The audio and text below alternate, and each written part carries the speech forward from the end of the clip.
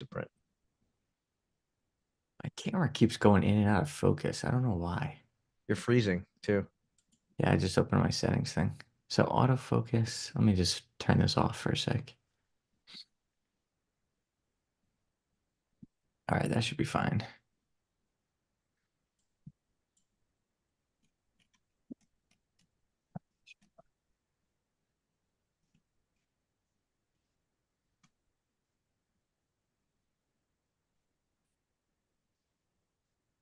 All right, so I just have to plug in a bunch of these like streaming codes. Oh, we're streaming already. Yeah, we're streaming now. So we are on LinkedIn, X, Instagram, YouTube, and Facebook.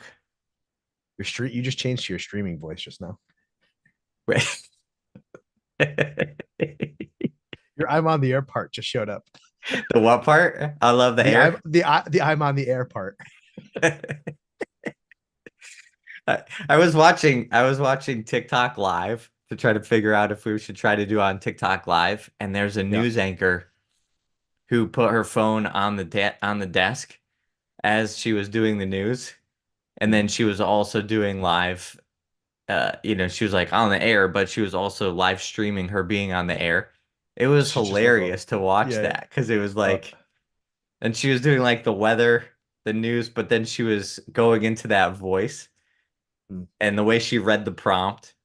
Oh yeah. Those voices are crazy. I have a girl I went to high school with, and I know how she talks. And now she talks as if she's on the news. Yeah, They must train you. exactly.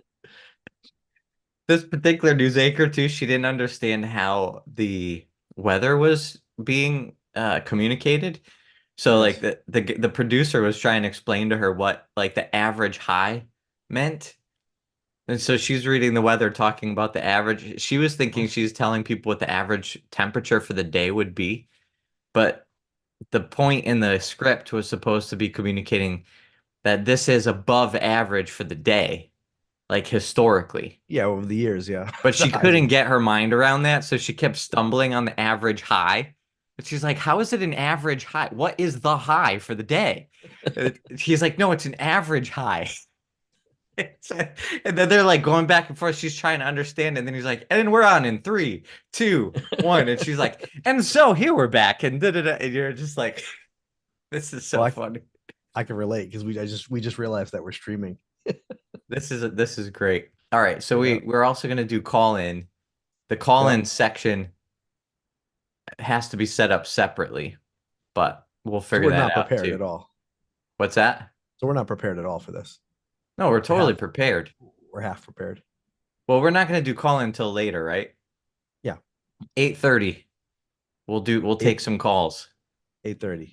If you're That should listening, everybody, yeah. whoever everybody is. If we do this again, should I wear a t-shirt instead of a button down? Because I was trying to fool people to think into them thinking I've been up for hours.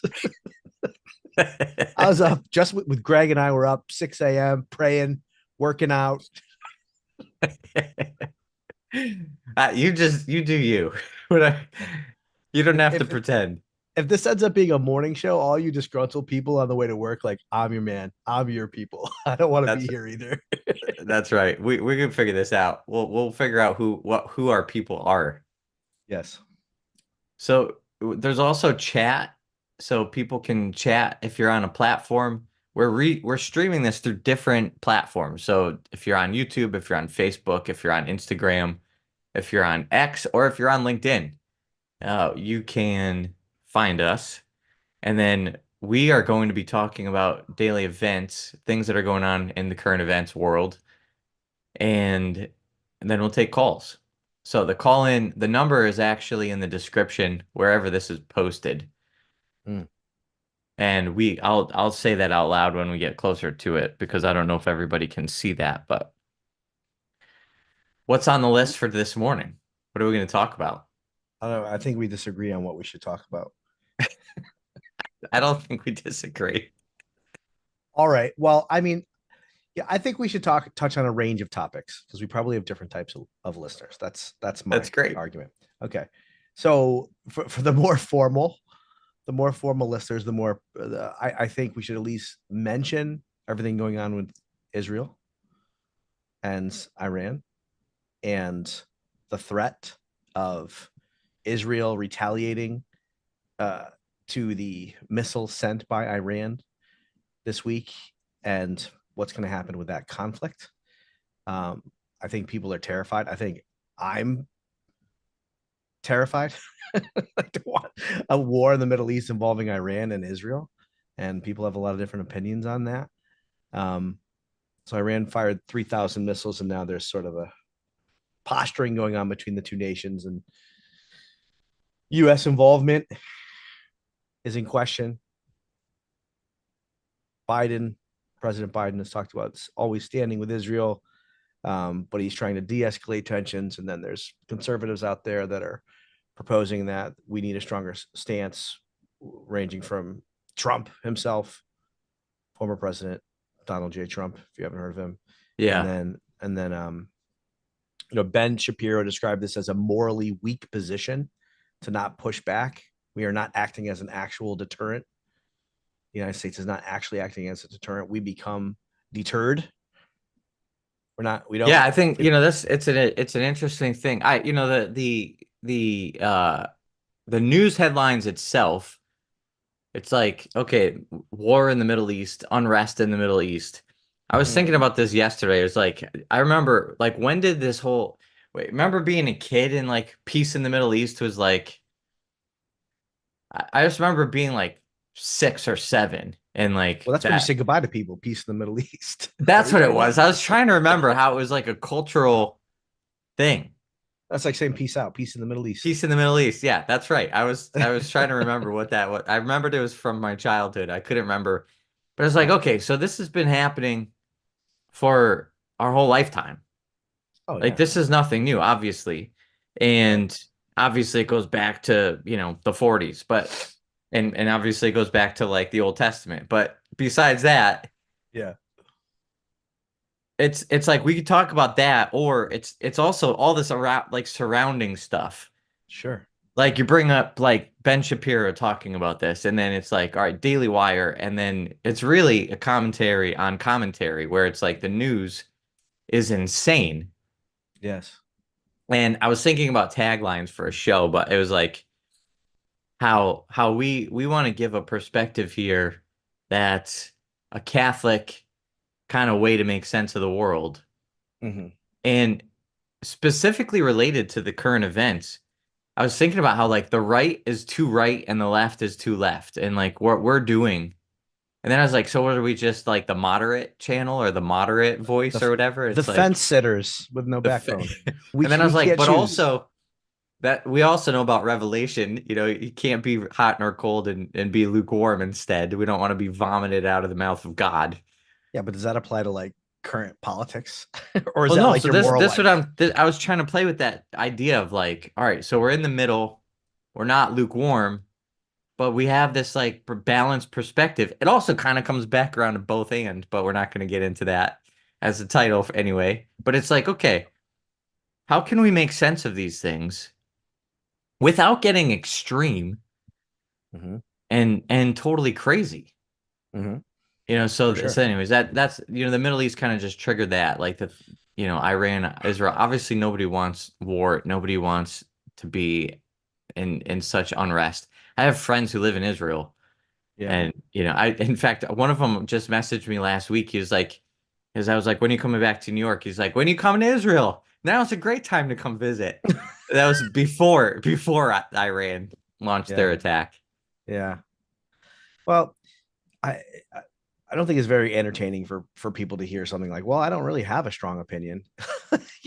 People watch for strong opinions, but the first time I learned about Arab-Israeli conflict was when I was in my undergraduate program. I was a history major, and my advisor was a man by the name of Norton Mesvinsky, who is a controversial figure in that area. He was well known. He wrote a lot of books on it, and he was a Jewish man who was critical of the state of Israel and was pro-Palestine. And that's what made him so controversial at the time and how he rose to academic prominence. But I mean, this is a guy I went to office hours with, so I was steeped in this conflict. And one thing that I learned at that time which, I mean, one thing I've learned now is that not much has actually changed in the last 20 years, Right. is that these things are super, super complicated. Taking a side is, to me, seems, it's difficult because it's almost like chicken or the egg. It's all these actions are so retaliatory.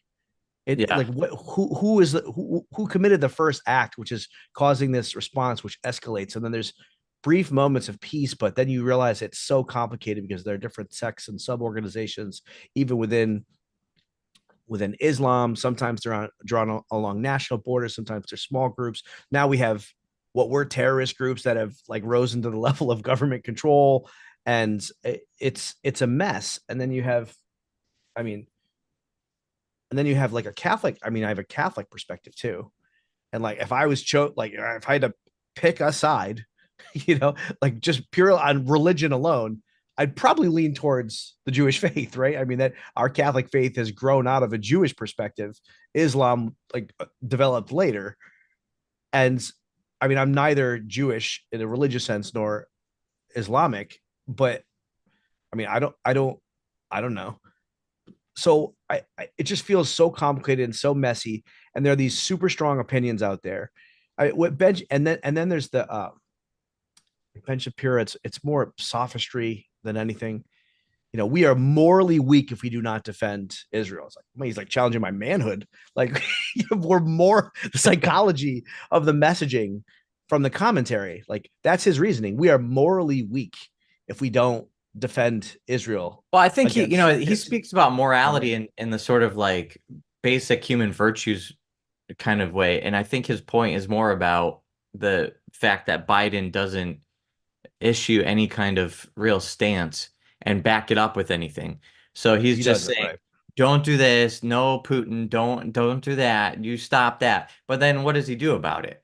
He doesn't do And anything. actually he was hilarious. You ever hear him do a Trump impersonation? Yeah. So, I mean, obviously everybody does one in their, whatever, but it's funny. He was saying like, Trump basically all Trump has to say is he's like, I wouldn't do that. What? Yeah. Don't do th- Right. don't to be careful. It'll be bad if you do it. I'm not gonna tell you. I don't even know what I would do, but it'll be really bad. It'll be bigly bad. And You know, people are like, it might be. and I'm then not they're going to like, do I don't anything. know what he's talking about. This guy's off his rocker, but I'm definitely not doing anything right now. Like he said, Yeah. don't do it. I don't even looking at me right now. Yeah. So Biden is the opposite. He's saying don't do it to everybody, and nobody listens to him, and then all this stuff starts to happen. But I was thinking about this too in relation to.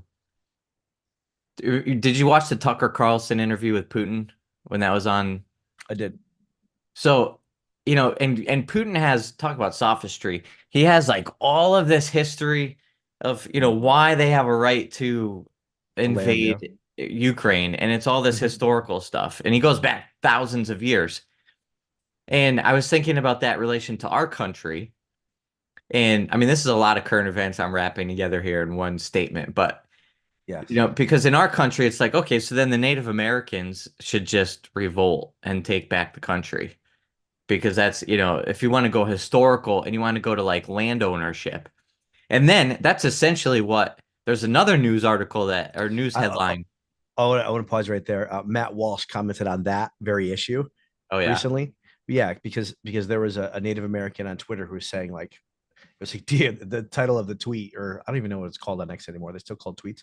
The title was like, "Hey, dear white people," and then she goes on to talk about like we just want our land, like not our land back, but it was like a moderate kind of view of like we don't want reparations, but we want this. And Matt Walsh's response was like, okay, so all you need to do is give back the land that you stole from other Native American tribes. And he was like making the same argument as you, like you need to go back further and further and further historically to see all the Right. atrocities that you committed when you stole the land from other tribes and like violently like raped their women and anyway, point Yeah. is the point is like where does it begin? Right. It does. Yeah, exactly. And then, because that's also been in the news, that medical schools that have you seen this news about the classes that these med students are taking at like Harvard, like all these Ivy League medical schools. No. They're students, they're medical students. Your future heart surgeon Yeah. is taking classes on decolonization and Really? like DEI, all this DEI stuff, and they're basically promoting this idea of decolonization, and they're using examples in the world where the native people overthrow the government, and they're showing how this is like a really positive thing for the world. In medical school, what sense does it make there? It makes no sense. That's why it's all over the news. They're like, what are these people doing? Like, how many credits are they wasting learning about like some native overthrow of government and then promoting it as if that's a good thing that probably should happen here too? But I also, could by think. the way, like they don't know how to like, sew your heart back together. Well, I was gonna say I can think of a better use of their time, like learning how to deal, like what's going on with my pregnant wife. Right. Which they sometimes have no idea. Right. It's crazy. Yeah. So it's, but this is what the whole thing kind of brought me to. Okay, what's the Catholic perspective on this? Yeah. This is the whole point of Jesus. Like this whole Yes. the whole point of the Old Testament and the land ownership and the promised land, and we have to have the land. Mm. Jesus comes to overcome and transcend Political lines and all geopolitical lines. geopolitical lines. Like Yeah. he literally says, "My kingdom is not of this world." Right. So it's like what? So we have to be able to see like it actually doesn't matter. Right. Right. Not in the way that everybody thinks it matters. It's not about the land ownership as if the eternal transcendent meaning that we are actually looking for is fulfilled by something geographical. Yeah. This is a good question because, as I was even saying earlier, like I'm terrified of Iran attacking Israel. Like, what if that becomes some kind of world conflict that we're drawn into, and then I'm drafted into military service at age 43 or something like that. I go into the worst case scenario. Um, well, I mean, I shouldn't actually be worried about that from a Catholic perspective, right? God's got everything under control. Yeah. Everything's fine ultimately. Like even that, God will draw good from it. Even if I am sent, someone puts an assault rifle in my hand and I'm sent to war, like actually everything will be fine. Yeah, But exactly. there's a natural psychological part of me that doesn't believe that. Like I know that that's something that I should aspire to in terms of my own holiness and spiritual development. But like I don't want personally to go to war. I Yeah. think this is the complicated issue of the integration of psychology and spirituality, where we have Catholic answers, but we are where we are from a psychological standpoint. Right. And how do we? I mean, and that's grounded in our own experiences, our own fears, our own wounds, our own hurts, and to have that transformed in Christ is the challenge for all of us, and it's a lifelong challenge. It's not. Yeah. I mean, I think it's okay that I'm scared of Iran No, blowing things up. 100%. But the point is like, how do we actually, by the way, I just noticed on our Instagram feed, this cuts our video and puts us vertical. Can you Oh, move your camera? this Go way. go to where your plant is. Yeah. I'm looking at the Instagram feed and your plant is the only thing Oh, we can see. Can oh, you well, I actually could move just. the camera Yeah, I can. so that you're in the On the other this side? side, Yeah, you got to go even where your plant, more like like over all the here. way to the edge. Yeah. I'll just lounge, man. I I know we're trying to be think professional I here, think but you're in the screen now. If you're on Instagram, you can say hi. We're watching. so it's on this side is the actual camera. Yeah, so that's like cutting you and then puts you on top of or like next to me like this, but it like squeezes us together. Holy cow! All right, well, I got to really think about my camera for next time because I might have like laundry baskets in the shot here. Hold It's on. I got my outside out my windows now so people can see if it when I don't know who's coming by right now. When your kids run by with their hair on fire or something. Or they're gonna like go up against the window. That'd be hilarious. Let me see if I can But I focus so I this. I was just thinking about how if of course we're gonna still be scared. Of course we should still have interest in geopolitical issues, like all these things. But the point is like how do we answer the question of who owns the land? It actually Right. doesn't matter. And it's like, all right, because we put ourselves in the kingdom of heaven, because we care about God's sovereignty and Christ the King is our king, Oh, we man. it's like where we are transcends the land that we're on. So it's like I'm in the kingdom of God. I need to operate by his rules and his law. If I'm in Connecticut or if I'm in Iran or if I'm in Israel or if I'm in Florida or wherever, it's like, how do I treat people? How do I like I offer hospitality, I offer charity and patience and forgiveness. On a And personal level. Yeah. those are the laws of God's land. Right. That's actually the only thing that matters. Right. It doesn't matter what soil.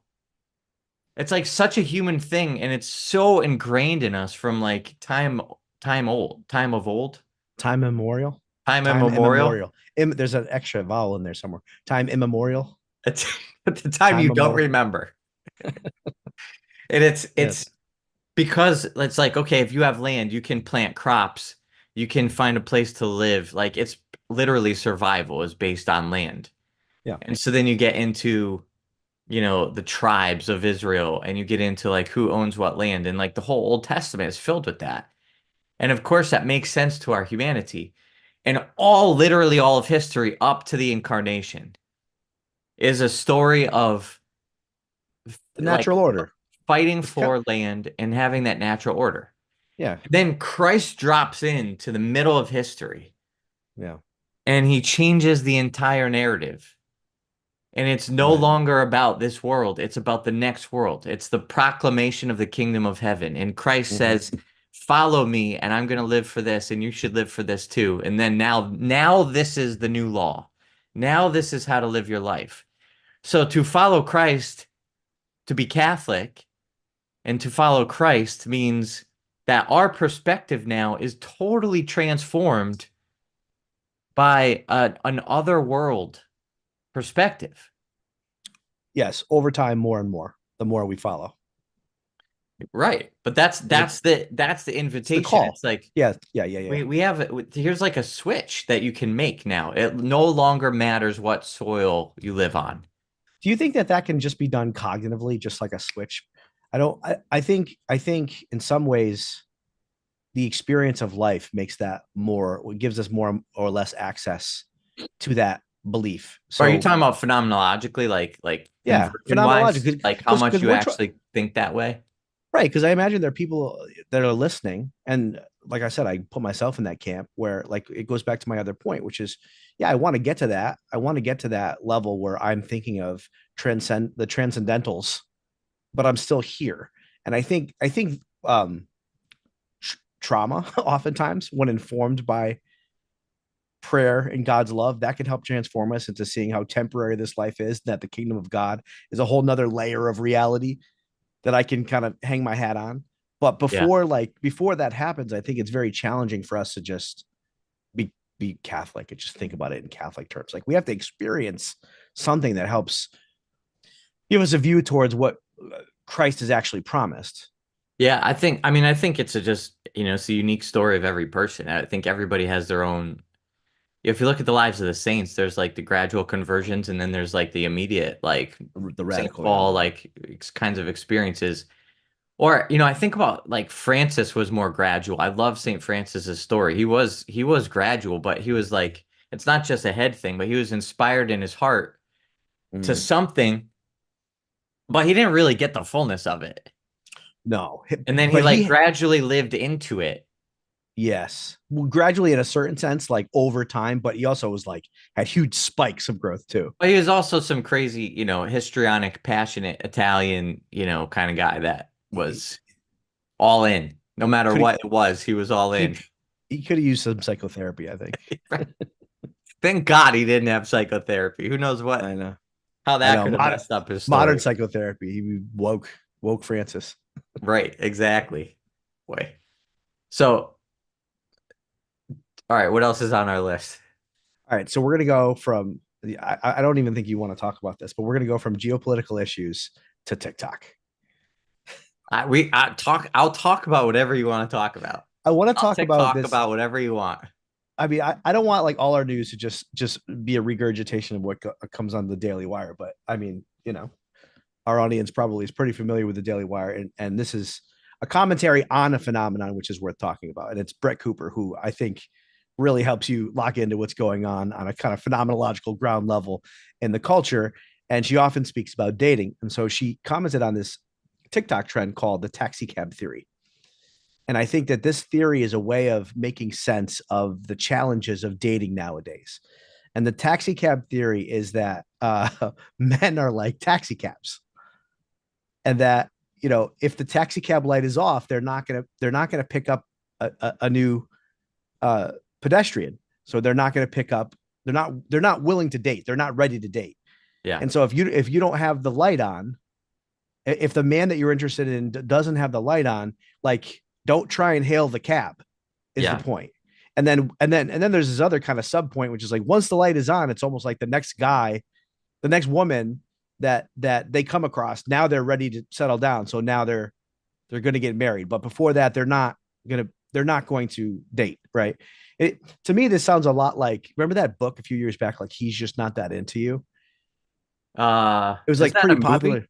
Well, it became a movie, but it started with a book. He's Just Not That Into You. So it's like help. I don't remember It's the like, book. so the theme is like it's like helping women to cope with the fact that like men, a certain type of man, Yeah. is not willing to commit to you. Now, Right. I mean, to me, there's so much here to talk about. I mean, do you have an initial response, or you want me to give you what I'm thinking about I this? mean, the meta response is like, I actually, you're right that I couldn't care less, but, But but think. but I'm happy to engage in the conversation. Well, listen. Let me ask you why. Let me tell you why you should care. Okay. Okay, so if you're providing mentorship through Catholic Psych, or Yeah. or some kind of direct care, do you think that a client that you're working with is more interested in difficulties with dating or geopolitical issues in Iran? I mean, if we want to help people understand the ways in which we help others through Catholic Psych, like this is a topic I think has value. Because when I hear about this, to me, it's as simple as, why are you pursuing people or interested in people that are not interested in you? And then you just open up the door to like trying to resolve your trauma and mom issues and dad issues and all those kinds of questions. Yeah. I get it. I'm not saying I don't, You I'm not still saying don't I don't care. care about dating. I was saying I don't like, what's her name? Brett Cooper. Brett Cooper, yeah. Brett Cooper, like she's sort of obscure on Daily Wire talking about a trend on TikTok, which is even more obscure. No, but the trend is not obscure. I mean, I've never heard of it before. Not saying that I'm up on all the trends, You're not on TikTok, but but the most thing is people like are. I definitely, well, okay. I have one of my clients is young 20s. Yes. I'm gonna ask him If he's heard of it, if he's or heard of if it. the, well, don't ask him that. Ask him if the theory is correct. But the theory, this is okay. So this is going to be my point. Like the theory is, we could talk about that, sure. Yes. The theory. So if you want to just use the trend to get to the theory, then we could totally talk about that. Yes, it's just a cab. It's just a vehicle. It's just a. It's just a taxi cab ride away. I'm setting up our call-in setup here so we can get. You're going to see a thing pop up on Okay. the Zoom feed. I hope this doesn't mess up our Is it gonna be video. your? Is it gonna be you giving a thumbs up? Do I get the? Do I get the bubble? There it There it is. is. Greg can't figure out how to turn that off, guys, and he blames Now, it and on it also Zoom. freezes. He says it's a bug. Oh, now we've It is lost a the bug. feed. Every time I do a thumbs up, I got to reset my video. Yeah, yeah. All right, we got to open up we're not opening up the lines yet. We're just setting this up, but we got to just I got to make sure this sets up okay. Oh, well, while you do that, let me tell you what I think about this. Okay. Tell me Let what me. you think about. I mean, I said it broadly, but let me go into a little bit more detail. So Okay. what happens in our lives is we have these relationship patterns when we're very young, right? And in these relationship patterns that happen in our family, our personality becomes formed, defense mechanisms become formed, and all our fancy words, psychopathology, all of our problems, even our issues with mood, depression, anxiety, et cetera, they get embedded in these patterns of relating to people. And if we grow up in, like, as John Paul II talks about, in a school of love, and we learn these messages about ourselves, about the world, about other people, about how we're supposed to be loved, our parents give a witness. That if we learn messages that are lies, that aren't in accordance with the truth of who we are, which is to pursue a capacity to give and receive love, well, then things get wonky, and we try to over and over again in our lives win the trauma. We try and get the love that we never had before. Right. So if I, let's say, let's flip this. This is, the theory is about women and men, women and men who are inaccessible. We could flip it. We could say, I'm just for the purpose of telling the story, say I'm longing for the nurturance of my mom that I never had before. She, like feminine love. I was never able to receive it. My mom was cold and distant and, really narcissistic and self-centered and didn't care about me at all, or something like that. Right. Well, I'm still pursuing that love from my mother because I was owed that from my mom. And then in my life, over and over again, there's going to be a romantic replaying of that. So I'm going to be interested in women who aren't interested in me. And I'm trying to, like, finally get my mom's love by having, like, changing this woman's mind to finally love me and make me feel good about myself and have value. Right. Right. So this is what this article to me is attesting to, is that at a cultural level, people have bad relationships with their parents, and they're still trying to get the love of their childhood. And so it's like, I could finally have the love of my mom if I can convince this woman to like me. That's why I'm still hailing the cab whose light is off. Right. And in fact, this is an interesting thing too. I work with people all the time who have this kind of dynamic. They're interested in people who aren't interested in them. And I help them realize, like, well, are there people that show interest in you? And they're like, well, yeah. I'm like, well, what about them? I'm like, eh. It's because these other people who are actually probably really good for them don't fit the mold of their trauma. And so, like, the inner unconscious narrative is like, well, if they're into me, they can't be that great. Right. And so this TikTok trend is trying to give, to me, expression to a lot of people out there that are still trying to resolve their childhood stuff in their world of dating. And I know it gets weird. It's like we marry our parents, right? You don't want to see the connection between your romantic life and your relationship with your parents. But I mean, we all know. I mean, Freud introduced this concept to us as messy as it can be. What do you think? Here's the thing. I don't want to totally like throw The, our profession or our model or our perspective under the bus here. or mine. Or yours. I mean, obviously I agree with everything you just said as a psychological theory. I guess Yes. I guess what I think is part of what I get sort of tired of is having a template like that seems so clean, so cut and dry, so rational. It's like a puzzle. You fit all the pieces perfect and you walk away from the puzzle and you're like, this is a beautiful picture. Now we see it clearly. We call that a conceptualization, right? Conceptualization, but it's in the abstract. Definitely. And there are, when it comes to like an actual person, Yep. the conceptualization doesn't always help a person where they are today in their life. Totally. So when talk about like what do people care about, what matters to people, there's like a range. There's like clickbaity stuff that people will care about just because it taps into certain psychological drives, but so does cocaine. So not necessarily gonna say that that's worth talking about that much. Then there's then there's like the other example, or the other extreme, or the other side of the spectrum, which is like me working with an individual and figuring out like what does this person actually need for their life today. Right. And then there's like a whole range in the middle of spectrum. And I think Yes. there's probably a lot of this conversation that fits in the middle of that perspective. Uh-huh. But like I look at my own life and it's like I have the same mom issues, the same, and when I was dating, when I was in grad school and I had like certain girlfriends, I would go Mhm. out. It was like more interested, less interested, not ready to Right. commit, ready to commit.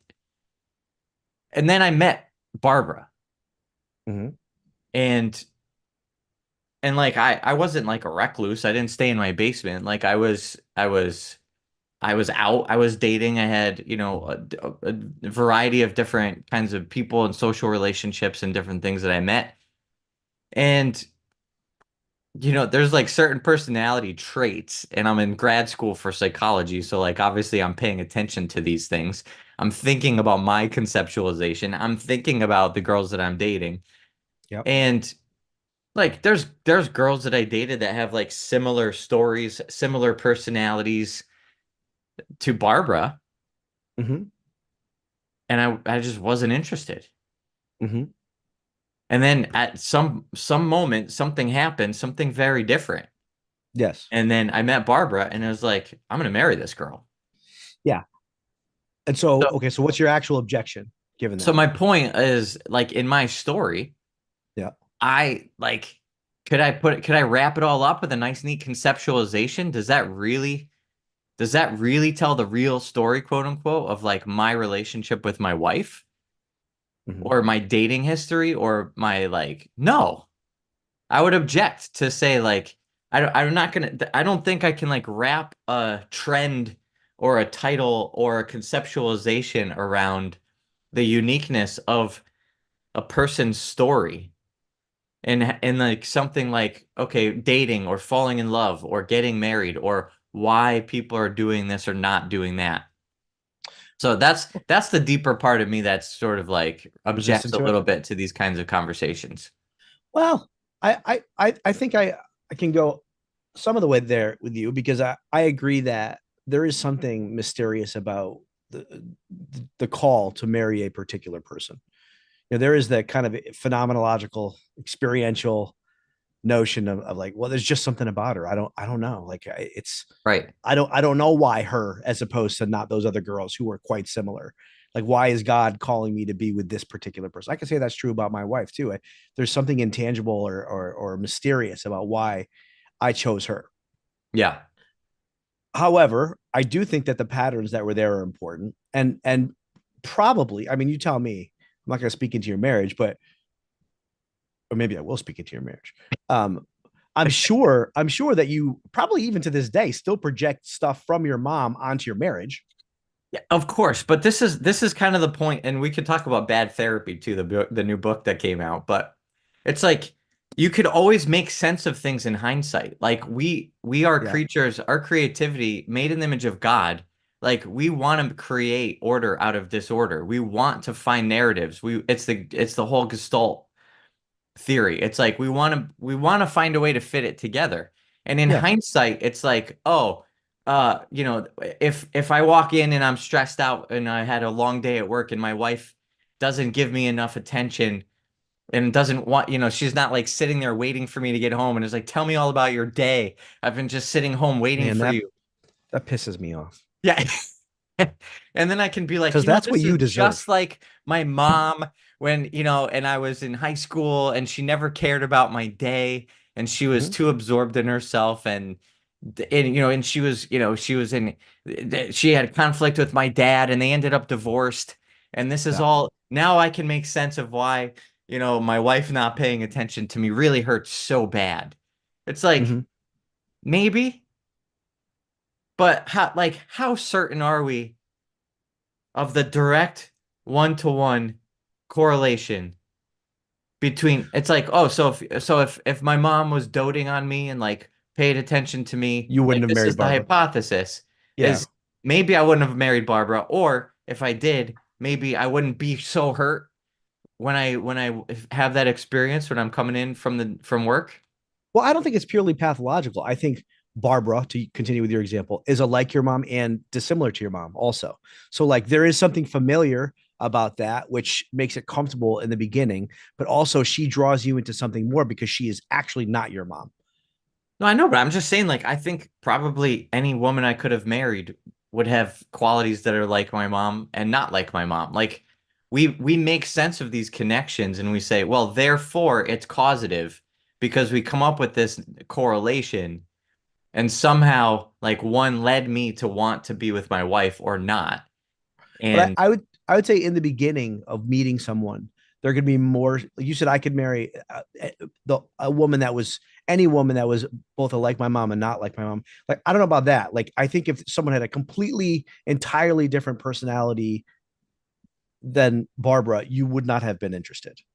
She has to be in the same vein as your experience with your mom, right? Yeah, I don't know. That's what I don't know. I think, I think about I You don't don't know. like everybody, Greg. There's people that you're not excited to hang out with, No, no, no. right? I'm not saying I could have like subjectively. I'm saying like theoretically. Uh-huh.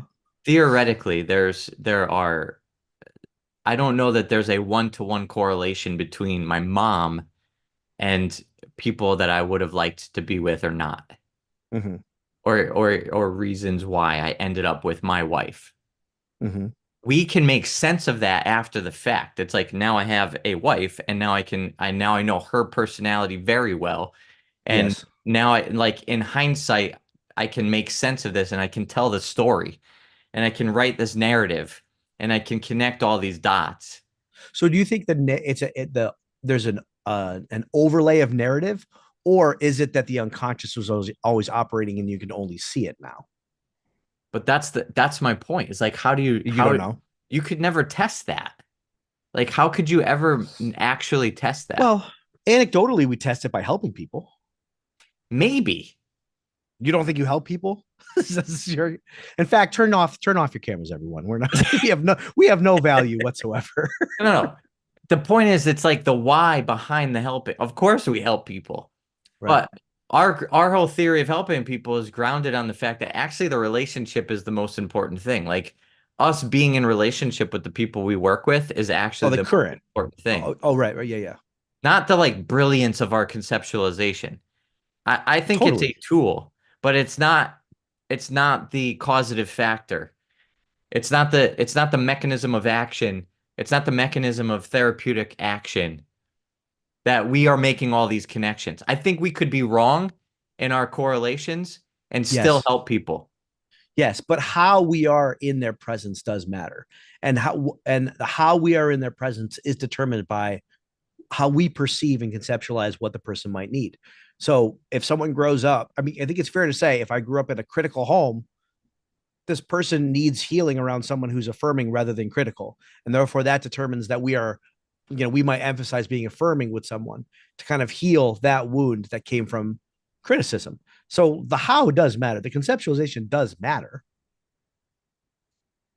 Yeah, I mean it No, matters. I'm gonna push back a little bit and just say like I don't know if it matters as much as we think it does. I mean, maybe that's not testable either. It's not testable. So that's what I'm saying. It's like you can throw out the sort of narrative or the theory and you could say like, "Oh, this matters." And it's like I don't know how to test that. Like how do you prove that it matters? I can't disprove it.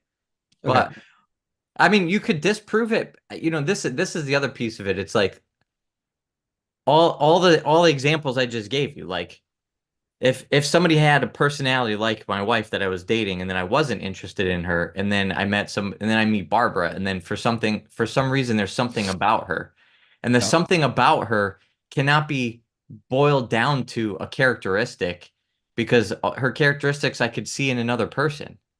Yep. So that kind of disproves the point. It's like, why is that not anecdotally at least disproving the point? It's like not because these characteristics of things that were like my mom or things that needed to be resolved in me that weren't resolved in my mom. It's like, one of the examples that is correlated statistically is with alcoholism. So if you have an alcoholic parent, a lot of women with alcoholic dads will marry alcoholics. Mm-hmm. And so that's like you can correlate that like statistically. Okay, that's interesting. But it's still like a whole nother step to say that because her dad was alcoholic, she married somebody who has alcoholism. As opposed to what just As happens to be. as to saying it's a correlation, two variables that happen to be correlated with each other. Mm-hmm. So there could be a totally different Oh, you're saying correlation. something under. Well, but that feeds back to the point. So it's not necessarily the alcoholism, but it's the personality structure of the alcoholic, which feels familiar. It could be personality structure, but it's also something that is invariable. Like there's also something unique about each person's actual, like a lot of people have alcoholism, so it's not even. I'm totally tracking with you. I just, my opinion is that it's a both. It's a both and. I don't know. I definitely think it's a both and. I'm not Yes. saying all or nothing at all. I'm just Yes. pushing back a little bit, and then I'm coming back to Brett Cooper. It's like, why do people? Our culture Well, is completely corrupt with, and nobody's teaching men how to be committed. And yes. she's not even talking about the fact that like almost nobody's getting married. So Right. it's like the taxi cab trend or the taxi cab theory, whatever. It's Yeah. like I think it's worthless because it doesn't actually describe anything real. Well, it's not worthless. It's like it's someone trying to make sense of the suffering in their life, and a lot of people kind of collectively coming together and trying to make sense of the suffering in their life. It's like when I'm working with someone who would say, "I haven't met my spouse yet because I'm." I mean, this isn't true, but the inner narrative is I haven't met my spouse yet because God doesn't deem me ready. I'm not holy enough yet. I need to work on these things. Like, well, maybe. I mean, there's people who This is my point. And so every one of us is going to try to make sense of the messiness of our life. We have a creative yes, capacity to do so. yes, to So discover like, meaning, to make sense of things. but it doesn't mean that it's objectively a trend or it's objectively a conceptualization or objectively it's a transcendent sort of reality that we can put on everybody. So when you call it like the taxi cab theory, it's like, Sure. oh, this is the way to make sense of everybody else. Like, no, maybe it doesn't make sense of everybody else. It's maybe how you found meaning and made sense of your own situation. And that has tremendous value. Sure. Sure. Sure. Absolutely. But like to be like, oh, I know what's going on. His lights aren't on yet. Oh That's yeah, why. totally. It's like, I think maybe somebody should have, if somebody feels called to pursue somebody Hmm. and that's from God, there's probably a reason why that's, in that person's heart. Maybe they need to learn something by Hmm. pursuing and being rejected. Maybe the other person is actually right on the cusp of being pulled into the right relationship, being introduced to the right relationship. Maybe there's discernible patterns of, as I said, where someone's pursuing someone that's not interested in them. That's also a possibility. Yes, that's totally a possibility. So what would you say? So the pain point of the taxi cab theory and what Brett Cooper is highlighting here, what everyone is asking for, what would you say to the individual who's coming to you and is saying, I can't find my spouse, and I'm noticing that, and like maybe the answer is I keep pursuing people that aren't interested in me. I'm upset. I'm in pain because I'm alone. What do I do? Because Yeah, this pain so is so because this pain is awful. 100%. So then, what I do with people is work on themselves. It's like, what are you doing? Like, what do you mean by pursue? What do you mean by pain? Like, are you praying? Are you establishing yourself in virtue? Are you actually lining yourself up with what is true, good, and beautiful for yourself? Yeah. And it's like, all right, if you recognize a pattern of like why you're attracted to certain people. Again, I'm not black and white here throwing out the baby with the bathwater, saying there's no purpose or usefulness to any of this. You can look at patterns and Yeah. say like, all right, is there a pattern to the type of people that you're pursuing? But let's say they're perceiving somebody is not interested in them. Right. And then they're like, oh, now I'm up for the challenge. And like there's Oh, something like really biological about that also. It's like forget psychological. There's like something just in our nature yeah. that there's a reason why that's happening. But the point, the other side of that, which I think is probably more psychological, is like what patterns are there for yourself, why you're either setting yourself up for failure or when somebody's actually interested in you and all things look like they're great. Like that, I think this is the bigger problem, is there are people that should be getting married that aren't. Yeah. It's It's like true. if you have somebody interested in you, if you've pursued, if they now give in, if they actually have like let themselves be pursued and caught, it's like now you're not May- interested anymore. Maybe we should live together and get a dog. Yeah. Or it's like, Pretend oh, it. now I'm bored. Now Yeah. I'm like walking away. Right. Yeah. And like, Right. so that's certainly a psychological problem. Yes. And the question, so then it's like, all right, let's figure that out. Like, let's put insight into that. Let's like figure out why Yeah. that's happening. You have this I get. great person in your life. They really like you, and now you're not interested in them. Like, what Yeah. happened? I think too what you're pointing to is that like the tension between, I mean, you can think about it from an evangelization perspective. Like, does mass evangelization help, or does individual accompaniment with someone help, or Right, does mass psychoanalysis to help right, everyone's psychological problems happen on a dumb talk show like this help, or do you need someone to help work with your individual issues? right, And like for us, I think the point of this show is to like cast a pretty wide net to say we could help on an individual basis, but you're not going to resolve all your problems by listening to us every day. But maybe a starting point for you to start thinking about these types of questions. right, You need individual help. You need someone to help devote attention to what the right. particulars of your life are rather. Right, and that's the difference between talking about current events and then talking about psychology. It's like we could talk about Israel and Iran. I don't think we're going to come up with like a game plan for Netanyahu. And it's like, No. what does he need to do in his personal life to like prepare for the decisions that he has to make? Yeah. It's like, I, how in the world? Why would I have anything to say about that? Like, I can't comment on that. I don't know that guy too well So, personally. Yeah. All oh, right. Do we got to take calls? Are we taking calls today, or is there you know time? what? I think I'm having trouble connecting this Oh my gosh. call in Here we go. studio. We're all unprepared. This is pilot. We're building parachutes on the way down, people. America. So this is the America. Where's You want that? me to bring? Do you want me to do another issue for to talk about for 10 minutes? You can start another issue. I mean, okay, in 10 minutes, talk to me about your opinion on uh transgender issues. Come on. Current Okay, event. Tell me something that's in the this news is a current headlines event. today. No, this A, is t a a current event. today headline. This is a today headline. This is about Planet Fitness. This is about Planet Fitness. A woman was photographed.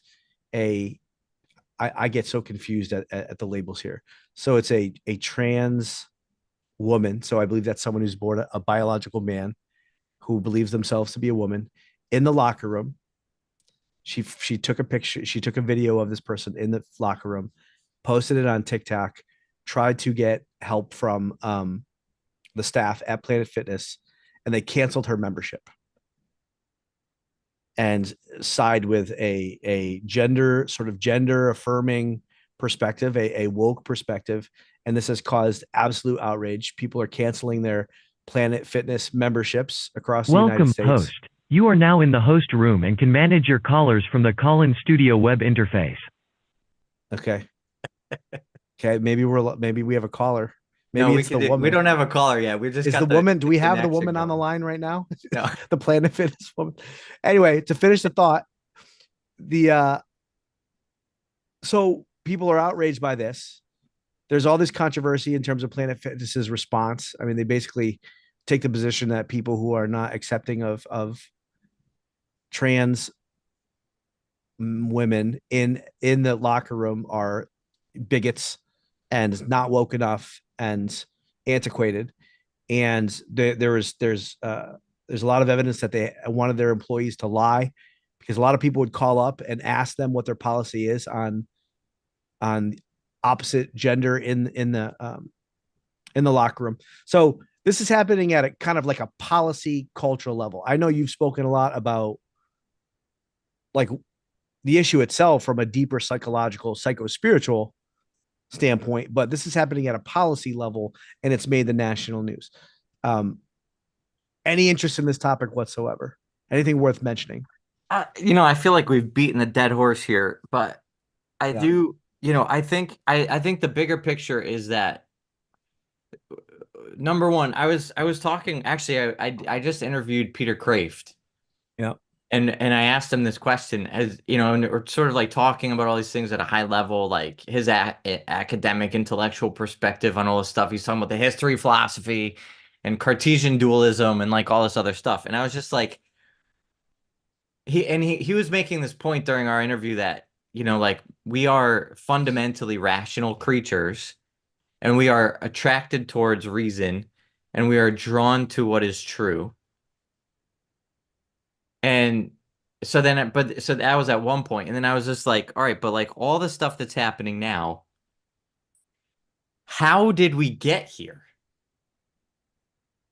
You know, and then he's like, well, it's you know, it's the most basic answer is it starts in the garden. I was like, okay, well, you just said about how like the human nature is so rational and we're attracted to truth and all this stuff. Like, how did we get to this point of insanity? Yeah. And he just looked at me and he goes, I have no idea. He goes, that's a great question. How can you make sense of this? No, Peter Kraft cannot make sense of how we are where we are today.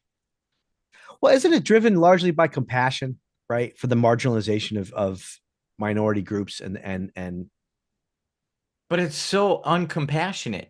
It's like if you have a schizophrenic patient, Mhm. I have so much compassion. I've had schizophrenic patients, and I'm like, I love this person. My heart is broken for the world that this person lives in. Yeah. I like not a single ounce of me would be tempted to think that I should just validate and create a world around them to make them feel like they're not crazy. Greg Bottaro compares trans people with Oh, schizophrenia. I've done that myself without a headline. Yeah. It's a thought disorder. Yeah. It's complete insanity. So what is our role? What is our compassionate responsibility? And you know, I've argued this with a Catholic psychologist who works a lot in this area, and she has an approach that's very delicate, that's very compassionate, and she's like invited by bishops to come give presentations on how to talk about this stuff. And by the way, if you want to call in right now, I think the call in line is working. So you can call us right now if you're listening, 860-530-6074. It's not It an may easy not work. number. It may not work. No, it's going to work. If you call in right now, it'll work. 860-530-6074. We got Stephanie Muncie on Instagram. Stephanie, call us and talk to us. 860-530-6074. And Teresa. Teresa, my wife. What? Stephanie, I'm sure Stephanie's one of our clinicians, one of our mentors at Catholic Psych, and I'm sure she has some strong opinions on decolonization. That issue gets her fired up. We're not backtracking to that again, are we? Decolonization. Yes. So 860-530-6074. So I think the thing that's so shocking about this is we it just doesn't make any sense to be so divorced from reality. And the mental gymnast. Oh no, I did the thumbs up again. Hopefully my video doesn't freeze. There's your guardian angel agreeing with you. Go on. the to be so divorced from reality and then to have to justify it and come up with these hurdles. And it's like, okay, is it compassion? It's not compassion. The people who are fighting this fight are not compassionate people. Like this is one of the arguments that I've seen. It's like they're personality wise, prickly, vitriolic, like very difficult people who don't actually have. I mean, It's not like Mr. Rogers' personalities. I gotta push back on that. In certain contexts, when they're arguing the point, of course they're gonna come across that way. But that doesn't mean like their whole personality is prickly. I'm sure maybe they have gentle, warm relationships with people who have trans question marks. I'm talking about the people arguing the argument. I'm not talking about the normal, Joe Plumber person that holds the position. And in the position, usually the compassionate pundits. People don't hold a strong position because it's a matter of saying like, what is it to me? If they're going to live their life, like that's how they want to live their life. Like most people would say like, I'm pretty sure a man is a man and a woman is a woman. Like your physical body will show you what a person is. Mm-hmm. But if somebody feels differently, God bless them. Like that's compassionate. Mm-hmm. But they're not showing up on Twitter or X. You say arguing with vitriol. Right. Yeah. Right. They're not the ones like that this is actually a fight about. They're not the people making this a cultural phenomenon. But you might be making an argument about all sort of pundits. I mean, conservatives could be just as vitriolic in their stance on anti-woke kind of sentiments as well. I mean, you might be making commentary on like what actually gets views, like what people will watch, and that's strong, opinionated expressions that create discord, right? And somebody that's going to argue, champion my perspective in an aggressive way. Yeah, I think there's probably a little bit of gaslighting when it's like, okay, there's two sides and they're both going to be extreme. It's like I think one side is just insane, and the other side is now reacting to the insanity. And I don't think that the reactions are healthy across the board. But it's like I kind of understand. I don't agree with everything Ben Shapiro says, but I kind of understand his position a little bit. I don't really understand the insanity of like pro-Hamas rallies and like shutting down highways in the US like they do in Haiti to like support Hamas and like and like all of the stuff like Gaza stuff. And it's like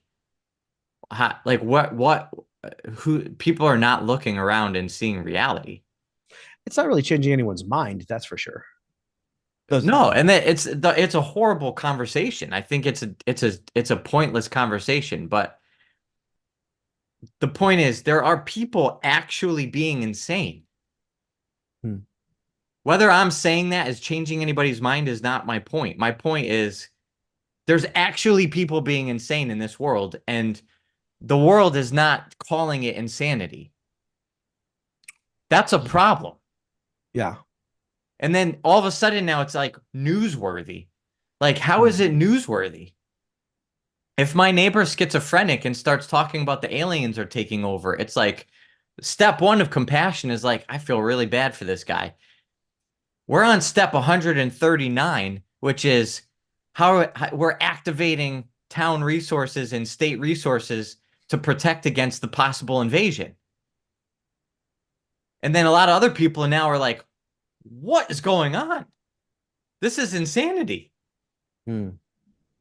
It's kind of understandable that we've like some reaction is getting to that kind of extreme. Yes. Yeah. What do you think? Yeah. I think that the clinician in me always tries to understand subjectively why people are holding the position that they're holding. And even if I have my own position, I think the breakdown of dialogue is a crime, not an actual crime, but a social crime. And so even someone on the liberal side of things, and that's offering a viewpoint that's in contradiction to the faith, I want to like I believe people are inherently good, and I want to try and understand how they got to their position. And so I try to enter into their space and understand subjectively why, like my point to you before, like someone may believe them, like it may come from an experiential, phenomenological standpoint of compassion to want to protect people from marginalization, ostracization, and rejection from culture and society. Like that is a good thing. Yeah. Right. Like we would agree with that, full stop. Right. And maybe it's misapplied, but I want to, I'm just always trying to, I seek to understand the other point of view. 100%. I think the problem is it's like social media Yeah, amplifies the versus extremes. individual conversations. Yeah, it amplifies. Because if you take any one person, yeah, and then actually, I think our live video on Instagram just ended. I think there's an hour, or we hit our hour max anyways. Okay. Well, no one is listening because no one's called. Well, we just got a call from, nope, that caller hung up. Last call. Somebody's trying to call in right now. Let's see if we could pull somebody in. I don't know who this is. It's a 631 number though. New York. It's probably New Stephanie. York. All right. Let's see if Stephanie can come on. I don't know that it's Hey. Stephanie. It is Stephanie. Good morning. Wow. Good morning. How's How it are going? you? I'm doing well, Good. thanks. How are you guys? Good. What issue do you want to chime in on? How long have you been listening? No, not at all. I don't even know what this show is. That's my question. Like, what kind of questions are you taking? That's the best question because we're not sure. So how did this start? Like, I didn't even know. I like opened my email to start work this morning and was like, here's a live show with my bosses. And I was like, all right, let's see what this is. It sounded like the clips that I caught sounded controversial. That's what I was able to gather. It's a pop-up show. Surprise. When did you? We're testing. So like, surprise. We're testing. So Have you had other people? Okay. You're our first caller ever. Congratulations. Oh, I was going to say, I was like, have you had calls already? Like, what questions have you received? So is the whole thing based on like what questions you get? Well, that's the idea is to have a segment towards the end of the show where people can call in. But I mean, we don't need to. I was supposed to have watched it.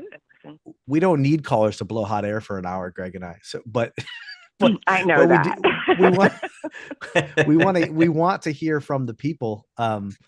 And we wanted to put out a show that helps people make sense of the world from a psycho-spiritual perspective, from a Catholic perspective, with some psychology sprinkled in. We're living in a world of chaos, and whether that we've talked about a whole range today of issues from Israel to TikTok to now transgender in Planet Fitness, and we want to comment on what's going on in the world, and we want to hear other people's opinions too. Gotcha. So this is just like a normal conversation for you guys that you're just hitting record on. Pretty much. Yeah. Yeah. It's like hanging out with you guys on a regular basis. We're so narcissistic that we think people might want to listen to us talking to each other. Okay, that's not what I meant.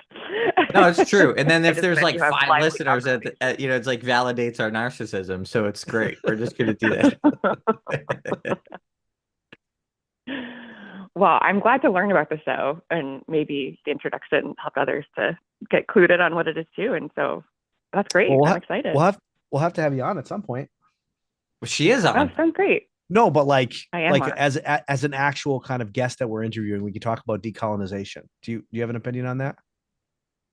I have many opinions about colonialism, and as promised, it's kind of the kind of thing that I shouldn't talk about when I first meet people, but I do it all the time anyway. But that makes great content for the show. It does. Great. Should our government be taken over by Native Americans? Okay, I can't be put on the spot like that. You know me way too well to ask me a question like that right now. I don't even know who's listening to this. This was such like a like out of character thing for me to even actually call. Love that you called. We don't know either. I mean, we're recording this, through a particular software. I don't know, like when Zoom is ready to give us ad revenue, we'll mention their name. But then it's streamed to all the different platforms, so we don't even know where people are and where they're listening to us. And then, I mean, I can tell you right now, we have 18 people on YouTube, and then we have 7 on X. Yeah. For Okay. we had like 30 or 40 total, like at our high point, but Huh. we're all over the place. We're And on Facebook, YouTube, Instagram, X, and LinkedIn. Yeah, I but saw. I we saw. need help though. So anyone watching, like in the comments, tell us what kinds of things you want to hear us talk about. Whether this is working for you, will you ever watch again? Tell us your opinions on this. Yeah, you'll get the com I, boxes are in all the platforms. You can chat on there. Because this, yeah. I Well, think this recording will be up later for everyone. I think maybe as soon as we turn it off, right? It'll be Yeah, they statically get there. saved. Yeah. great.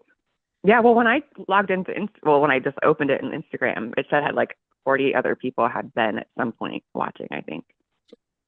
Something. Yeah. This is Pretty just a good. pop Exciting. up. I'm It's sure. just a pop up for an hour. That's it. Cool. Well, it sounds well. You have 7 minutes left, and I'll let you guys have fun, and I'll go start my work for the day. Very good. Don't want to keep you from your work too long. Nope, definitely not. All right. Good to talk to you guys. Bye. All right. God bless you. Have a good day. Bye, Steph. You too. We're actually 7 minutes over, not 7 minutes left, right? Yeah, that's true. That's true. All right. Well, I think it's a great first run. Yes. It's great. We've done great. I did so you could go to CatholicPsych.com/show and put in your phone number, and we will give you a text notification next time we go live. So if you go to that link, I'm pretty sure it's in the description here. If you go to CatholicPsych.com/show, give us your phone number. We'll text you only to tell you that we are going to go live again when we do, because we don't have a set time right now. Only that we're not selling you anything yet. Merch in the link. You can get a show hat. We don't have a name for the show yet, but you can get a hat with Yes. just Also, our yeah, faces.